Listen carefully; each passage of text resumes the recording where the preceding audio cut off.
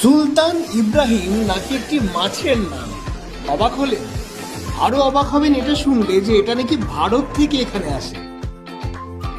বাঙালি হয়ে মাছ চিনব না এরকম দাবি নিয়ে গেছিলাম, কিন্তু গিয়ে দেখলাম ব্যাপারটা পুরো অন্য। এই যে একে একে 25টা মাছ আপনাকে দেখাবো, কমেন্ট বক্সে অবশ্যই জানাবেন কটা আপনি চিনতেন। কিছু মাছের নাম যেমন আমার জানা ছিল, যেমন সালমন, টুনা, ম্যাকরেল বা কিংফিশ। কিন্তু ভাই বাংলায় যাকে পাঙাশ মাছ বলি সেটাকে যে ইংলিশে ক্রিম ডরি ফিশ বলে সেটা জানতাম। ও আরেকটা কথা, প্রবাসী বংশের পেজটিকে ফলো করে রাখতে ভুলবেন না, এরকম অনেক অনেক নতুন তথ্য আপনি পাবেন।